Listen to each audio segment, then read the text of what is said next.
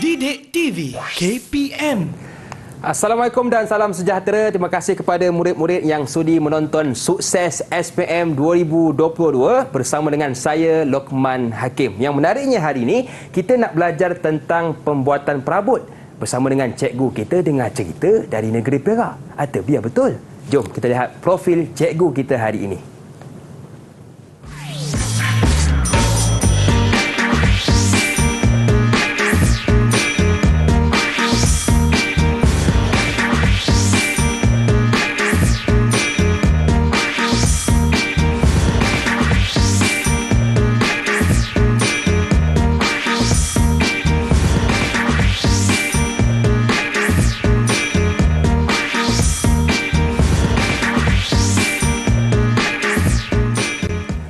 Okey, kita hari ini bersama dengan jurubahasa isyarat kita iaitu Cikgu Muhammad Khazain Mat Nasir dari SK Pendidikan Khas Persekutuan Tanjung Bunga, Pulau Pinang. Apa khabar cikgu? Terima kasih kepada cikgu yang sudi bersama dengan kita. Kita juga hari ini bersama dengan cikgu kita yang cukup luas pengalamannya iaitu Cikgu Zahratul Alwa Ibrahim. Assalamualaikum cikgu. Waalaikumsalam Uman. Cikgu apa khabar? Baik, alhamdulillah sihat. Alhamdulillah, cantik baju cikgu hari ini Baik, terima kasih kepada cikgu kita yang sudi bersama dengan kita. Kita juga hari ini kawan-kawan bersama dengan rakan-rakan kita dari SMK Sultan Abdul Jalil Shah Seberang Perak. Betul kan cikgu? Betul. Bolehkah cikgu kenalkan mereka kepada kami? Silakan. Okey, yang pertama Azril Azman. Nama sedikit. Okey. Yang kedua, murid yang kedua Mukris bin Sobri. Hai Mukris. Okey, yang murid yang ketiga Syamil. Dan yang keempat Faris. Okey, baju sama warna, rambut sama style cikgu. Ya. Wah, kacak-kacak murid kita hari ini. Okey cikgu, untuk segmen ini kita nak fokuskan tentang apa? Silakan. Okey. Untuk kali ini kita pergi kepada kita akan belajarlah semua modul yang ada di dalam tingkatan 5.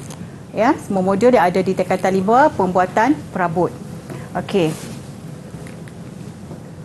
Okey, daripada dalam tingkatan 5 ya, terdapat 4 modul iaitu modul 5 asas pembuatan perabot ya, modul yang kedua iaitu modul 6 kemasan, modul 7 perabot kreatif dan modul 8 projek keusahawanan.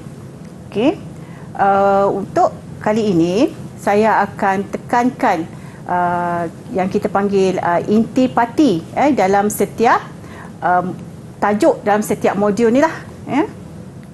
Okey, kita pergi kepada modul pertama iaitu modul 5 asas pembuatan perabot. Okey, dalam asas pembuatan perabot ya, murid-murid perlu menguasai tiga tajuk yang utama iaitu template, pemasangan komponen dan pemasangan produk. Okey. Okey, untuk template ya, murid-murid perlu kuasai langkah-langkah penyediaan template. Okey, yang kedua pemasangan komponen di mana murid-murid perlu menguasai atau mengenal pasti komponen produk ya, kaedah penghasilan komponen produk, langkah kerja pemasangan komponen produk. Dan yang ketiga pemasangan produk. Ya, kaedah pemasangan produk, keperluan pemasangan produk dan langkah kerja pemasangan produk. Okey, untuk dalam modul ini ya, murid-murid perlu tahu membezakan antara komponen dan produk. Okey. Okey, kita pergi yang seterusnya. Okey. Okey, langkah-langkah penyediaan template. Okey. Yang pertama, ya, menterjemah lukisan produk, ya. Melukis template pada benda kerja. Pada benda kerja ini sama ada plywood, sama ada cardboard ya, ataupun sebarang kertas keras lah yang boleh dijadikan template. Template ni dengan kata lainnya acuan. Acuan. Ya, macam acuan lah. Okey, kemudian memeriksa ketepatan lukisan template, menilai hasil lukisan template pada benda kerja, ya, sama ada template itu mengikut lukisan kerja, bentuk dia. Template ni selalunya kita gunakan apabila kita nak bina bahagian perabot yang berbentuk melengkung, ya, yang bukan lurus lah. Kita gunakan template. Okey, akhir sekali menghasilkan template menggunakan peralatan yang sesuai. Maksudnya bila kita dah guna template, kita dah bina template, kita tekap pula pada benda kerja iaitu kayu, kemudian kita potong kayu itu menggunakan peralatan ataupun mesin yang sesuai. Biasanya kita akan gunakan jigsaw atau mesin gergaji jig. Okey. Okey. Ini adalah contoh komponen kabinet CC. Okey. Murid-murid perlu tahu, okey. Yang ini adalah komponen dan gambar kabinet CC ini adalah produk. Ya, produk. Okey, contoh, okey, saya muka meja. Okey, ini muka meja. Okey, ni laci. Laci satu komponen, muka meja satu komponen, dinding CC ni satu komponen, lantai bawah ni satu komponen, kaki meja ni pun satu komponen. Maksud dia kabinet CC ni bila dicerai-ceraikan, itulah komponen-komponen dia. Baik. Ya. Okey. Seterusnya, okey, langkah kerja pembinaan komponen produk. Ini komponen, bukan produk lagi, komponen. Kita tak jadi produk lagi. Sebelum jadi produk, mesti hasilkan komponen dulu. Part by part lah. Satu bahagian dengan bahagian lain lah. Ya. Okey. Langkah yang pertama, menyediakan bahan mengikut spesifikasi produk, ya, membentuk menggunakan mesin, okey, membuat tanggam. Dalam pembuatan perabot mesti ada tanggam. Paling kurang pun tanggam temu. Murid-murid biasalah dengan istilah tanggam ni, ya. Okey, dan last sekali membuat pemasangan komponen baru. Bila dah hasilkan, dah bina setiap bahagian-bahagian komponen ni, baru dipasang untuk komponen tu saja. Kalau katakan contoh kotak laci, ya, kita hasilkan dinding kotak laci tu dengan lantai kotak laci, kemudian baru cantumkan. Okey, langkah kerja pemasangan komponen, ya, mentafsir lukisan produk, ya, menyediakan bahan komponen, bahan pemasangan dan alatan ataupun mesin yang sesuai sehinggalah membiarkan bahan kerja yang diapit mengering. Ini baru pasang, ya. Ini kerja pemasangan. Okey, ini langkah kerja pemasangan produk. Okey, mentafsir lukisan produk, menyediakan komponen produk, menyediakan peralatan dan bahan pemasangan, ya, mencantumkan komponen mengikut lukisan produk, menguji komponen yang dipasang. Okey. Ini murid-murid dah sedia maklumlah. Ini kaedah, ya. Kaedah pemasangan produk ada 3, iaitu pemasangan percubaan. Yang pemasangan percubaan ni tak perlu di-skru, dipaku ataupun digam lagi lah. Kemudian pemasangan sebahagian dan pemasangan akhir baru kita cantumkan ke semua komponen-komponen menjadikan satu produk perabot. Okey, soalan yang pertama, soalan pertama bahagian A. Contoh soalan, ya, yang biasa boleh ditanya, ya, dalam modul 5 ini. Okey, Rajah 1, saya minta dia lah, Syamil lah, ya, Syamil untuk cuba jawab. Okey, saya bacakan soalan dulu, Syamil. Rajah 1 menunjukkan penapak almari sisi. Ya, almari sisi ni dah memang murid dah pernah buat lah, ya. Okey, berdasarkan Rajah 1, susun penyataan langkah kerja penyediaan template kaki meja itu mengikut urutan yang betul dengan menulis 1, 2, 3, 4 dan 5 pada ruang jawapan. Okey. Nombor 1 langkah kerja dia yang mana, Syamil? Okey, Syamil silakan. Menterjemah lukisan produk. Menterjemah lukisan produk. Okey, betul. Yang kedua? Melukis template pada benda kerja. Melukis template pada benda kerja. Okey, betul. Yang ketiga? Memeriksa ketepatan lukisan template. Memeriksa ketepatan lukisan template. Dan yang keempat? Menilai hasil lukisan template pada benda kerja. Okey, menilai hasil lukisan template pada benda kerja. Dan yang kelima, menghasilkan template menggunakan alat yang sesuai. Okey, untuk soalan yang begini, ya, murid-murid perlu teliti dengan arahan soalan dengan menulis 1, 2, 3, 4 dan 5. Ya, jangan takut nanti ada murid-murid yang isi jawapan dengan tanda right, pangkah, ada juga. Kita takut yang macam itulah. Ya. Okey. Okey, yang kedua, kita minta Azril, ya. Azril. Okey, jadual 1 menunjukkan penyataan kotak laci. Okey, berdasarkan jadual, pilih dan tulis penyataan langkah kerja, pembinaan dan pemasangan kotak laci yang betul pada ruang jawapan. Bezakan pembinaan dengan pemasangan kotak laci, Azril. Okey, yang A tu apa dia? Menyediakan bahan komponen dan alatan, Azril. Pembinaan atau pemasangan? Membina. Pembinaan kotak laci. Pembinaan kotak laci. Okey, betul. Sebab dia kata menyediakan bahan. Okey, yang kedua tu, yang B tu, mengapit benda kerja, Azril. Pasang ke bina, Azril? Kotak laci. Pemasangan kotak laci. Pemasangan kotak laci, betul. Okey, melurah pada papan sisi laci. Bina ke pasang? Pembinaan kotak laci. Pembinaan kotak laci. Okey. Dan yang terakhir, menyapu glue pada permukaan yang hendak direkat tu adalah pemasangan kotak laci. Pemasangan kotak laci. Okey. Dan yang ini Raja menunjukkan sebuah almari sisi. Kita minta Faris dah. Faris yang jawab. Faris. Okey, untuk soalan A, cadangkan 2 komponen yang terdapat pada rak serbaguna itu, Faris. Nyatakan mana-mana. Okey, yang nombor 1 tu. Nombor 1, walaupun diminta 2, tapi saya nak murid-murid kena pasti setiap komponen yang ada pada almari sisi. Okey, yang nombor 1 tu apa dia, Faris? Penutup atas. Penutup atas. Okey, yang kedua? Laci. Okey, laci, betul. Yang ketiga? Rak. Rak. Okey, yang keempat? Pintu. Pintu. Yang kelima? Lantai bawah. Lantai bawah. Dan yang X tu? Penapak. Penapak. Dan yang nombor 6 tu adalah? Dinding.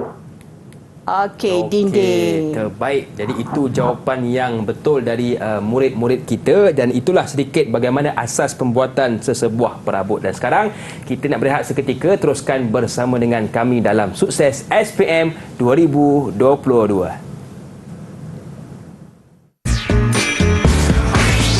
Didik TV KPM. Terima kasih kepada anda yang masih lagi sudi bersama dengan kami dalam Sukses SPM 2022, dan untuk segmen ini kita nak fokuskan tentang asas pembuatan kemasan. Okey, Cikgu Zah, silakan. Okey. Kita pergi seterusnya, modul 6 iaitu kemasan. Okey, dalam modul 6 kemasan ini, ya, murid-murid perlu menguasai bahan kemasan, ya, alatan kemasan dan kaedah kemasan. Okey, bahan kemasan yang seperti murid-murid sedia maklum, itu pewarna, shellac, leka dan cat. Ya, alat kemasan yang biasa kita gunakan dalam bengkel, ya, biasa kita gunakan adalah alat semburan dan berus, ya. Tetapi kalau dalam bidang pembuatan perabot, boleh juga digunakan kain kapas ataupun penggelek, ya. Penggelek ni roller lah, ya. Okey, kaedah kemasan, ya, ada 5 kaedah kemasan, iaitu menyapu menggunakan kain, menyembur menggunakan alat semburan, roller and curtain coating ni daripada industri lah, ya. Okey, rendaman dan menyapu menggunakan brus. Okey, menyediakan permukaan kemasan. Okey, apabila murid-murid telah menghasilkan sebuah produk perabot, mereka perlu menyediakan permukaan kemasan, ya. Iaitu proses-proses dalam menyediakan permukaan kemasan adalah seperti membenam kepala paku dan skru, ya. Paku dan skru tidak boleh, ya, dalam pembuatan perabot, dia punya disiplin dia tak boleh nampak kepala paku dan skru, perlu dibenamkan, ada menggunakan alatan khas, ya. Yang kedua, menyumbat tepung penyumbat menggunakan pengikis. Pengikis ni adalah alatan, ya, pengikis alatan. Okey. Kemudian yang ketiga, menyumbat tepung penyumbat pada semua lubang permukaan. Ya, kemudian membiarkan kering sebab tepung penyumbat ni dia dalam keadaan yang basah. Perlu dikeringkan sebelum langkah yang terakhir iaitu melelas permukaan dan membersihkan permukaan. Tepung penyumbat ni dia macam tepung lah, tepung yang kita tak nak nampak. Kita sumbat pada lubang-lubang paku dan skru untuk dapatkan hasil yang kemas. Okey, kaedah melelas. Kaedah melelas ada 3 kaedah iaitu tangan. Menggunakan tangan. Di mana untuk lelas untuk sudut dan bahagian yang kecil, yang ruang yang sempit yang tak boleh digunakan mesin. Okey, yang kedua boleh menggunakan bongkah kayu. Ini adalah untuk menghasilkan tekanan yang rata pada permukaan kayu itulah. Bagi semua licin yang sama. Dan yang ketiga, kaedah yang ketiga boleh menggunakan mesin untuk menghasilkan permukaan yang rata dan menjimatkan masa. Tetapi kalau nak hasil yang lebih halus, saya selalu menasihatkan murid-murid supaya menggunakan kaedah tangan. Kaedah tradisional lah, kaedah tangan lebih halus hasil dia. Okey, langkah-langkah kerja kemasan. Tadi menyediakan permukaan kemasan. Ini langkah-langkah kerja untuk kemasan keseluruhan produk lah, perabot. Okey, menyediakan bahan dan alatan. Okey, apa dia bahan-bahan tadi? Sama ada shellac, cat, leka, kemudian menyediakan permukaan kemasan. Maksudnya permukaan kemasan yang kita dah lelas tadi dengan menggunakan kertas pasir. Okey. Kemudian membuat kemasan. Membuat kemasan ni maksud dia kalau kita gunakan spray lah dengan cat ataupun spray shellac, ataupun kalau gunakan brush, gunalah brush untuk menghasilkan kemasan ni. Kemudian menilai hasil kemasan. Mesti ada hasil lah sebab kita nak tengok pelajar-pelajar ini dia punya hasil kemasan tu licin ataupun tidak. Tu dia punya KPI lah. Okey, ini penilaian kemasan. Penilaian kemasan ada 2, iaitu penglihatan daripada penglihatan dan sentuhan. Daripada mata, daripada kita lihat saja kita boleh tahu sama ada kemasan itu licin ataupun kasar, kan? Okey, kemasan perlulah mempunyai warna yang sekata, permukaan berkilau. Kalau kita guna shellac ke cat ke, mesti permukaan perabot kita tu mesti berkilau, berkilat lah. Kemudian permukaan mesti rata. Tak nak ada yang macam berpasir ke ataupun kasar lah. Okey, lubang halus tidak kelihatan. Okey, lubang halus tidak kelihatan. Lubang-lubang skru dengan lubang-lubang paku tadilah. Okey, melalui sentuhan juga. Sentuhan juga permukaan licin. Okey, permukaan sekata, permukaan selesa dipegang, kemas dan tidak bergelombang. Tidak bergelombang. Kalau cat kalau menggunakan spray, kadang-kadang kalau gunakan spray terlampau dekat pun dia tak boleh menghasilkan yang cantik lah. Dia cat nanti akan meleleh kan. Kalau terlampau jauh sangat pun nanti hasil dia berpasir, kan, macam berbintik-bintik tu kan. Okey, kita pergi kepada soalan. Okey, soalan contoh bahagian A. Okey, siapa yang tak jawab tadi? Okey, Mukris belum jawab lagi. Mukris, kita minta Mukris jawab. Okey, soalan 1. Okey, soalan 1. Jadual menunjukkan langkah kerja kemasan jenis shellac yang tidak mengikut urutan. Okey, langkah kerja. Okey. Berdasarkan jadual, tuliskan B, C, D dan E. Langkah kerja mengikut urutan yang betul pada ruang jawapan dengan langkah kerja 1 yang telah diberikan. Langkah 1 dah diberikan, iaitu A. So, abaikan A. So, langkah kerja yang kedua, Mukris, apa dia? E tu. Ya? Sekali lagi. E. Ya. Emas. Oh, okey. Dia pergi langkah kerja yang ketiga dulu. Okey. Okey, lepas tu kita tengok langkah kerja yang B ni. Langkah kerja yang ketiga adalah B, menyapu shellac mengikut ira kayu. Ya. Okey, langkah kerja keempat C. Tak apalah, saya bagi dia lah markah bonus lah kat Mukris. Cikgu bantu cikgu. Bantulah Mukris ya Mukris. Tak apa, nanti Mukris boleh jawab soalan lain. Okey. C iaitu menyapu shellac pada lapisan berikutnya. Dan langkah kerja yang kelima. Langkah kerja yang kelima adalah D, menyapu leka untuk kemasan kilat. Dan langkah kerja yang kedua tadi adalah melelas permukaan kayu dengan kertas las dan membersihkan habuk. Okey? Okey. Tak apalah, kita mukris lagi. Minta mukris lagi. Okey, mukris. Okey, jadual menunjukkan pernyataan berkaitan dengan bahan kemasan. Okey, tandakan right ya bagi fungsi bahan kemasan yang betul dan pangkal yang salah pada ruang jawapan. Okey. Okey, yang pertama apa dia mukris? Shellac digunakan untuk menutup liang urat kayu. Betul ke atau salah? Salah itu. Salah. Okey, betul. Okey, cat alas digunakan untuk perabot di dalam rumah seperti perabot antik. Betul ke salah, Mukris? Salah itu. Salah juga. Okey, betul. Okey, pewarna kayu digunakan untuk mencantikkan warna asal kayu. Betul. Betul. Okey, leka digunakan pada lapisan akhir untuk kemasan lutsina. Kemasan kilat lah. Betul itu. Betul. Okey. Ya. Cat kilat digunakan pada lapisan akhir selepas cat alas. Betul juga. Betul juga. Okey, betul. Dapat 5 markah. Okey. Okey, bahagian B. Bahagian B. Syamil lah, Syamil. Okey, Syamil. Okey, bahagian B. Anda telah menerima tempahan untuk membuat kerja kemasan bagi perabot seperti Raja 1. Okey, berdasarkan Raja 1, cadangkan 2 jenis bahan kemasan yang sesuai digunakan untuk perabot itu. Okey, okey. Yang A, apa je jawapan dia? 2 jenis bahan kemasan yang sesuai. Yang biasa kita gunakan dalam bengkel, Syamil. Okey, apa dia, Syamil? Satu cat, Satu cat. kedua shellac. Shellac. Kedua shellac.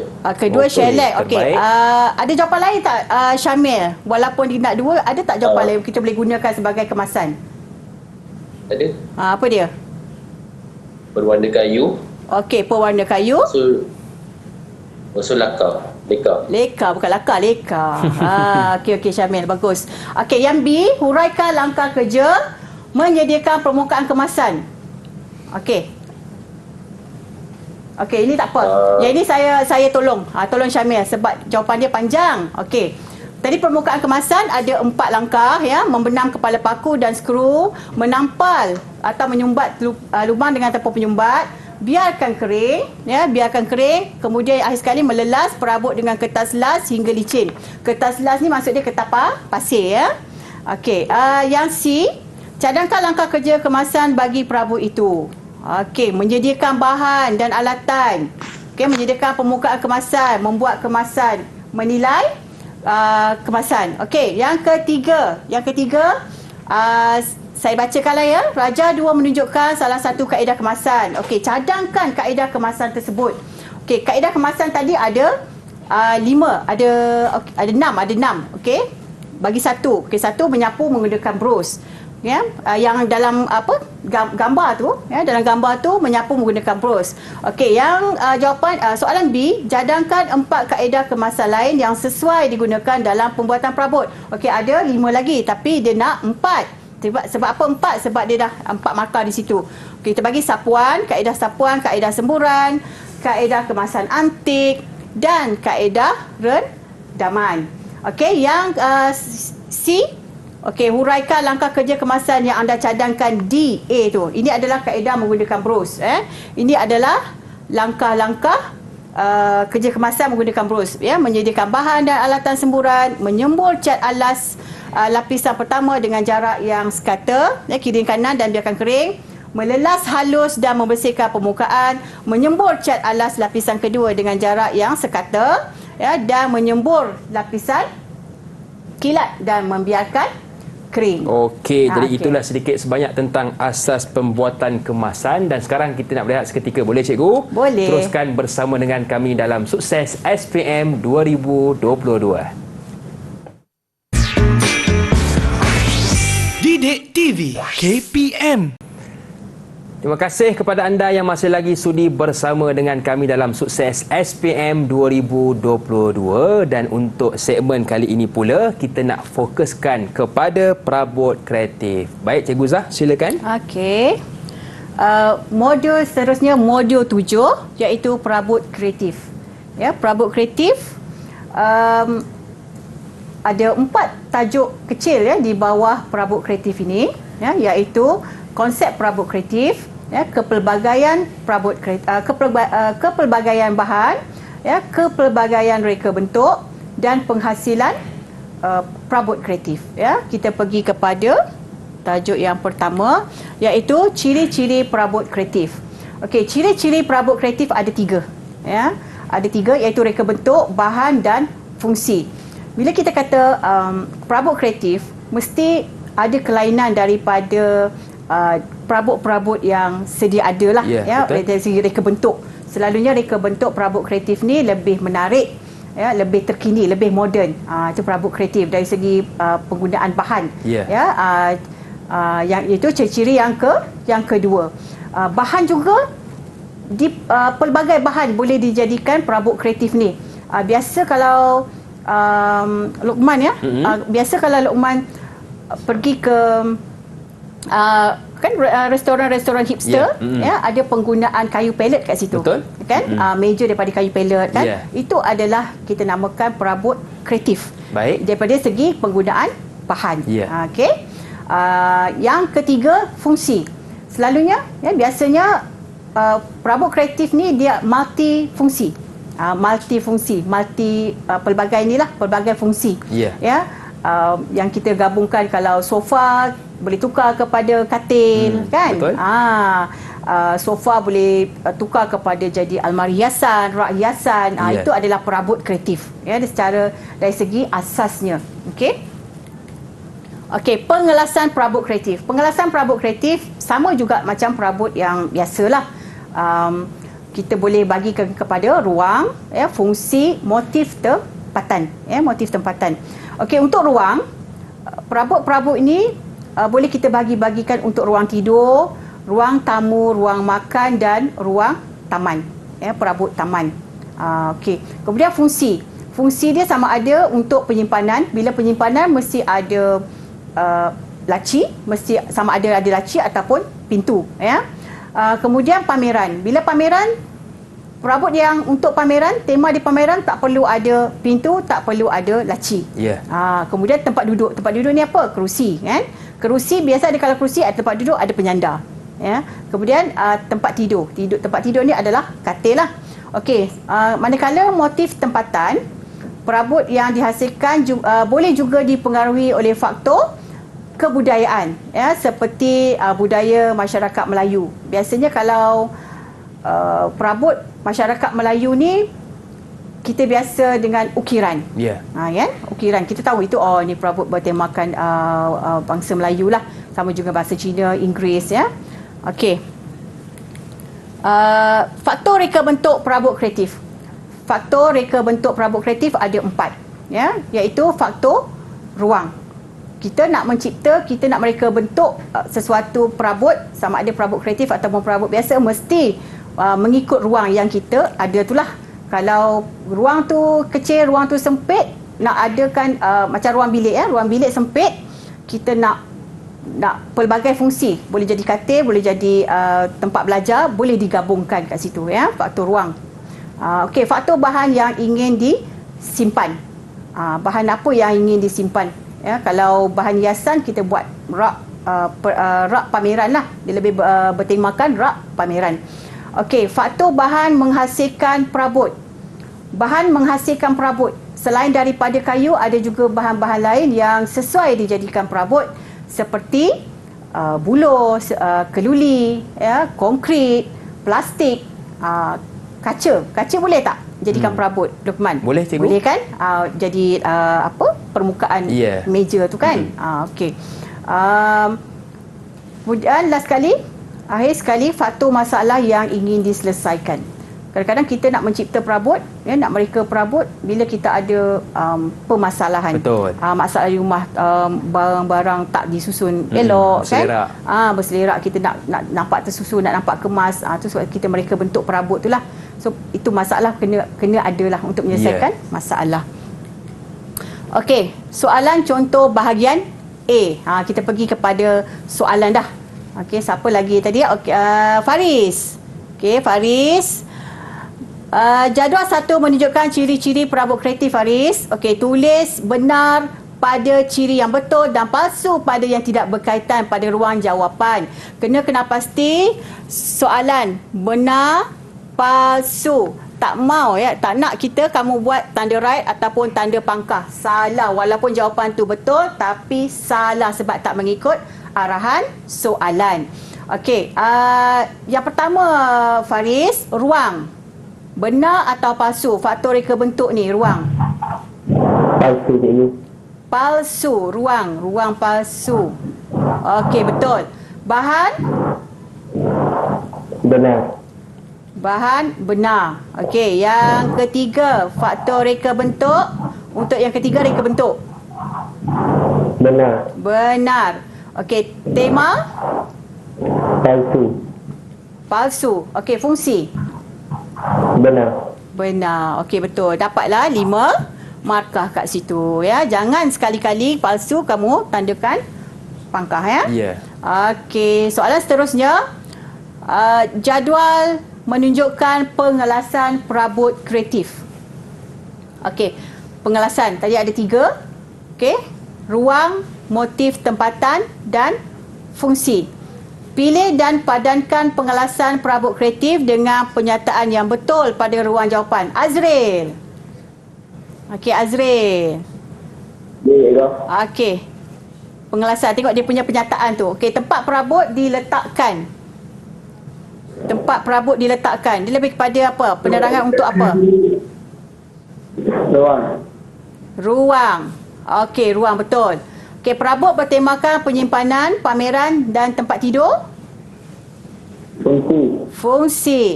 Dan akhir sekali, perabot dihasilkan dipengaruhi faktor kebudayaan. Mestilah apa? Motif. Okey, motif tempatan. Betul. Dapatlah markah 3. Markah penuh. Okey. Okey, kita pergi kepada contoh soalan bahagian B. Okey, Rajah 3 menunjukkan sebuah kerusi taman. Ya, kerusi taman. Okey, cadangkan 2 bahan lain yang sesuai menghasilkan kerusi taman itu.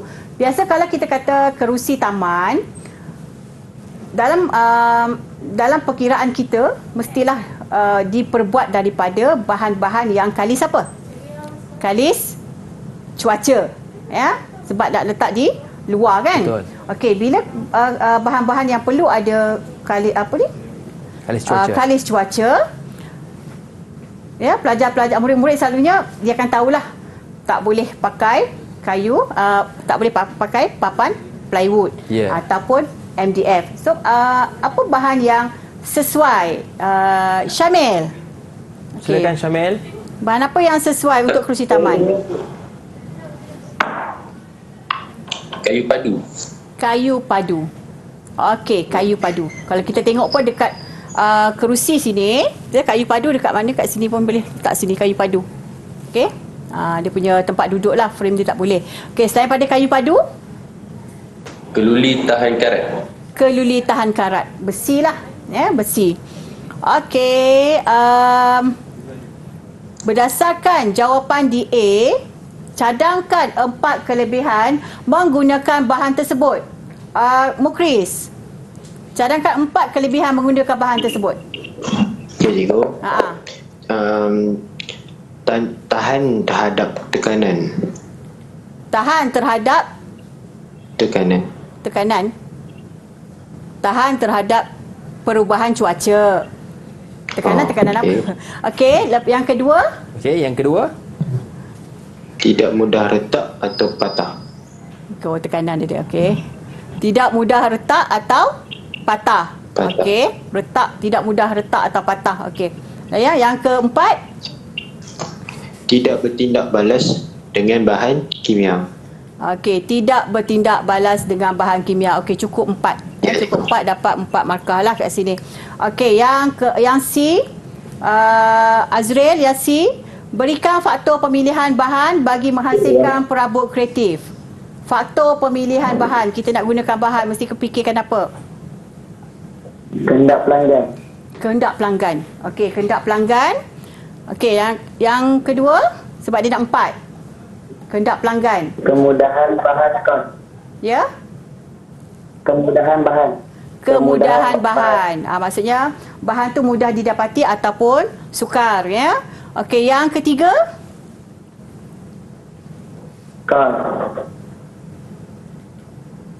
Kos. Ya, kos. Maksudnya kos yang mampu milik lah. Ya, yang keempat, Azri? Ruang penggunaan perabot. Okey, ruang penggunaan perabot. Okey, kalau perabot tu digunakan di luar tadi, ya, tak boleh menggunakan bahan-bahan yang tak tahan dengan cuaca, kan?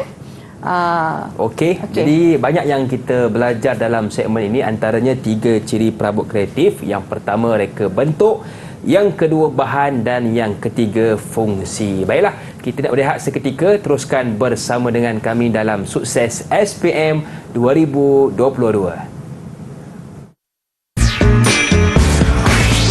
Didik TV KPM. Siapa kata dalam industri pembuatan perabot ini tidak boleh melahirkan usahawan-usahawan yang berjaya. Untuk segmen ini kita akan fokuskan tentang projek keusahawanan bersama dengan cikgu kita, Cikgu Zah. Okey cikgu, silakan. Okey, terima kasih Luqman. Sama-sama. Okey, kita pergi yang terakhir. Ya, tajuk yang terakhir iaitu projek keusahawanan. Ya.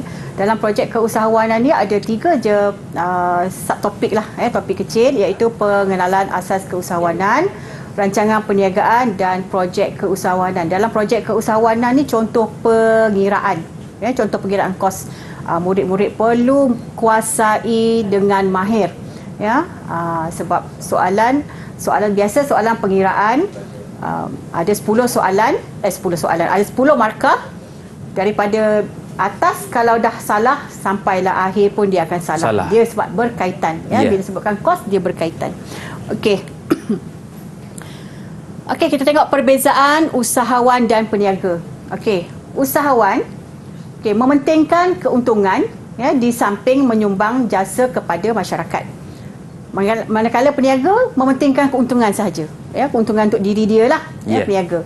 Okey, yang kedua, untuk usahawan sentiasa berfikir untuk mencipta atau mengubah suai sesuatu yang baharu. Manakala peniaga hanya melakukan aktiviti jual beli tanpa melakukan perubahan. Contoh kalau usahawan perabot, ya, kita pergi tengok usahawan perabot. Usahawan perabot ni, kalau usahawan dia sentiasa memikirkan sesuatu reka bentuk yang baharu. Nak berbeza daripada pasaran yang sedia ada lah, perabot-perabot yang ada di pasaran. Okey, itu adalah usahawan. Tapi kalau peniaga, dia terima saja. Dia terima daripada pembekal, kemudian dia jual tanpa membuat apa-apa perubahan. Macam mana bentuk kerusi yang dijual, begitulah. Benda sama juga. Benda yang sama. Berbanding dengan usahawan, dia sentiasa mencipta mereka bentuk sesuatu yang baharu. Okey. Dan yang ketiga, usahawan ni berani menghadapi risiko. Peniaga tidak berani menghadapi risiko.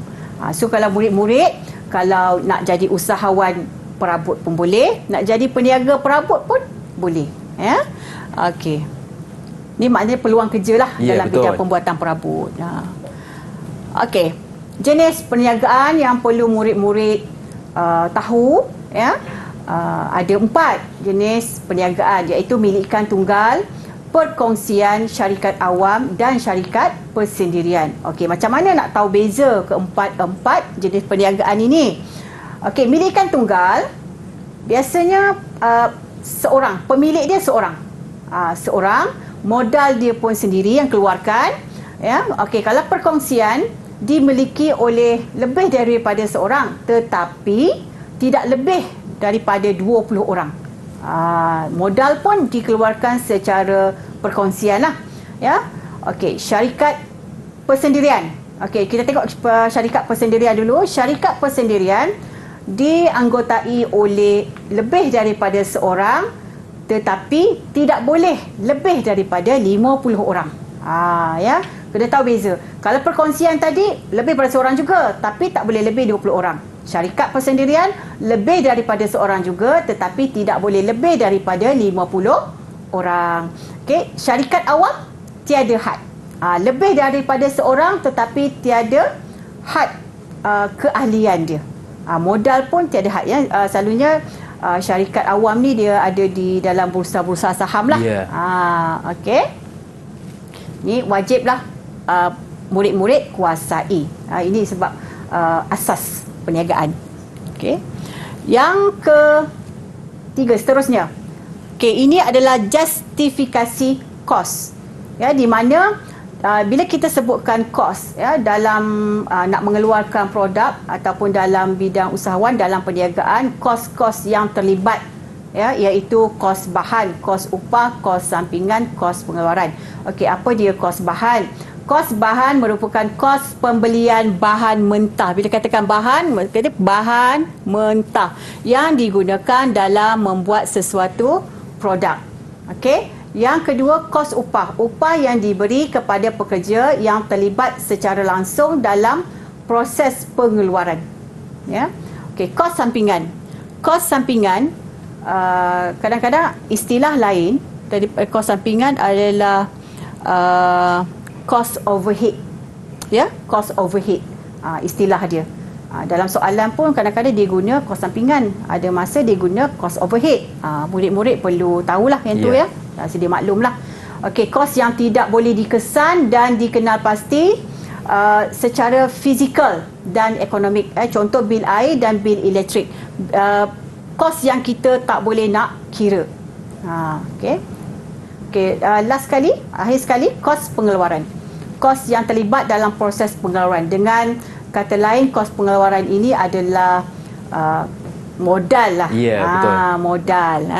Selalu murid-murid ni dia lebih biasa, familiar dengan perkataan modal. Betul. Kos pengeluaran ni. Tapi kalau di dalam soalan biasa digunakan kos pengeluaran. Ya. Okey. Dia justifikasi kos lagi. Okey, ini adalah kos bahan. Contoh kos bahan. Contoh kos bahan. Okey, dalam pembuatan perabot lah. Ya, sesiku L. Ya, papan lapis, kayu meranti, kayu meranti saiz yang berbeza, skru Philip, benam, shellac, glue. Okey, ini adalah bahan mentah yang kita gunakan dalam pembuatan perabot lah. Okey, kos upah. Kos upah kadar masa ni adalah jam, ya, jam didarab dengan jumlah upah untuk 1 jam berapa. Kalau macam ni RM10. 1 jam berapa? RM10. Berapa jam nak siapkan kerusi contohnya? Okey, 2 jam. Okey, RM20 untuk satu kerusi. Ya. Okey, kos sampingan bil utility RM5. Maksud kalau dia bagi macam ni, maksud dia kos air, kos air pula, bil air dengan bil elektrik. Ya, elektrik. Dia dicampurkan sekali. Okey. Kita panggil bil utility. Okey, kita pergi kepada soalan. Okey. Soalan Azril. Okey, Azril. Ini soalan tak ada soalan pilihan. Ya, ini tak ada soalan pilihan. Soalan isi tempat kosong lah. Ya. Nyatakan 4 jenis perniagaan tadi. 4 jenis perniagaan. Yang pertama apa? Milikan tunggal. Okey, milikan tunggal. Okey, milikan tunggal. Okey, yang kedua? Perkongsian. Perkongsian. Okey, ahli dia lebih daripada seorang, tak lebih daripada 20 orang. Itu je, itu kata apa? Kata kunci dia, senang nak ingat kan? Okey, yang ketiga Azril? Syarikat awam. Syarikat awam. Okey, syarikat awam dia punya keahlian dia tiada terhad. Ya, okey, yang last sekali Syarikat persendirian. syarikat persendirian. Ya, sendirian berhad. Keahlian dia tidak melebihi 20 orang. Okey, dapatlah 4 markah kat di situ. Okey, yang soalan yang kedua, Syamil, yang kedua. Okey, jadual 4 menunjukkan justifikasi dalam cadangan rancangan perniagaan. Tanda karat pada pernyataan yang betul dan pangkah pada yang tidak berkaitan dalam ruang jawapan. Okey. Kos-kos yang terlibat dalam rancangan perniagaan tadi kan. Okey, kos pengeluaran. Ada tak dalam kos pengeluaran dalam rancangan perniagaan? Betul ke salah? Ada. Okey, betul salah? Betul. Okey, betul. Kos pentadbiran? Salah. Salah. Okey, betul salah. Kos sampingan? Betul. Okey, betul. Okey, betul. Kesampingan tadi kos je lah. Kos elektrik, kos bil air dengan bil elektrik tadilah. Okey, kos bahan. Adakah tak ada? Betul ke salah? Okey, betul. Okey. Dan kos keuangan. Betul ke salah? Salah. Salah. Okey. Okey, kita pergi kepada soalan contoh bahagian B. Ini yang saya kata ada 10 markah, jangan dibazirkan. Ya, kena kira betul-betul, kena hitung betul-betul lah ya, daripada mula hingga akhir lah. Okey, berdasarkan jadual di atas, hitung, kira ya. Kos bahan bagi menyiapkan seunit rak pameran. Okey, yang kedua, kos upah sekiranya masa 4 jam diperlukan untuk menyiapkan satu unit rak pameran dengan kadar upah RM7 ya per jam. Dan yang soalan ketiga, kos pengeluaran bagi seunit projek sekiranya kos sampingan ialah RM5 seunit. Dan yang terakhir, soalan yang terakhir, harga jualan jika keuntungan yang dikehendaki ialah 100% daripada kos pengeluaran. Kita tengok dari jawapan. Tak payah ni saya akan terangkanlah ya. Okey, kos bahan murid-murid perlulah menjumlahkan kesemua kos bahan yang terlibat tadi ya, kesemua kos sini bahan mentah.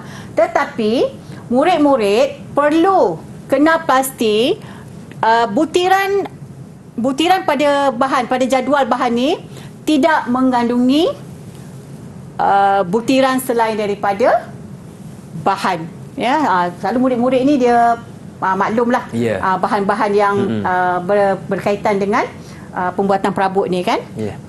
Okey, jumlahkan ke semua. Okey, RM2 tambah RM10 tambah RM5 tambah RM16 tambah RM1 tambah RM6 tambah RM1 semua sekali adalah RM41 untuk kos bahan mentah. Okey, yang soalan yang kedua, kos upah. Okey, kos upah, nak cari kos upah masa darab dengan kadar upah. Masa tadi adalah 4 jam. Ya, 4 jam dan RM7 dia punya upah. Maksudnya nak menghasilkan rak pameran tadi adalah 4 jam. Ya, 4 jam untuk seorang pekerja. Okey, 1 jam RM7, 7 darab 4, RM28. Upah saja RM28. Okey, yang ketiga, kos pengeluaran. Kos pengeluaran ni macam mana nak dapat kos pengeluaran? Kos pengeluaran murid-murid perlu kenal pasti dia punya formula kos bahan tambah kos upah tambah kos sampingan. Tambahkan ketiga-tiga kos sampingan, ke semua kos. Okey, kos bahan mentah tadi mana dapat 41 daripada kos bahan tadi. Okey, RM28 ni tadi daripada kos upah. Okey, kos sampingan RM5 tadi dah diberi dalam soalan. Biasa dah diberi dalam soalan. So tambah saja dah boleh dapat RM74. Itu kos pengeluaran modal. Modal untuk buat rak pameran ni adalah RM74. Okey, baik. Jadi banyak yang kita belajar hari ini, dan kalau tak keberatan sedikit rumusan cikgu, rumusan ringkas untuk pembelajaran kita hari ini. Silakan Cikgu Zah. Okey, tips untuk berjaya ya dalam menjawab soalan pembuatan perabot ini adalah, biasa saya akan ingatkan kepada murid-murid, baca soalan dengan teliti. Apa kehendak soalan? Ya, dia ada soalan dia penerangan. Biasanya di awal-awal soalan tu adalah penerangan. Ya, lepas tu apa yang dia beri, sama ada gambar rajah ke, jadual ke, gambar mesin ke, tengok apa dia yang dia beri. Kemudian di bawah daripada gambar ataupun jadual tu barulah soalan. Ya, kadang-kadang murid-murid ini dia macam susah sikit nak membacakan sebab soalan semua panjang kan. Kena baca ke semua, setiap perkataan, setiap ayat yang diberi baca murid-murid jangan cepat mengalah lah. Baca dan faham cikgu baca dan faham. Baik, terima kasih sekali lagi kepada cikgu kita, Cikgu Zah yang sudi bersama dengan kita hari ini, juga kepada jurubahasa isyarat kita Cikgu Zah Khazain, dan murid-murid dalam talian juga yang menonton dari rumah. Saya doakan anda berjaya dengan cemerlang. Saya Luqman Hakim mohon izin undur diri, ada rezeki jumpa lagi. Assalamualaikum warahmatullahi wabarakatuh. Bye bye.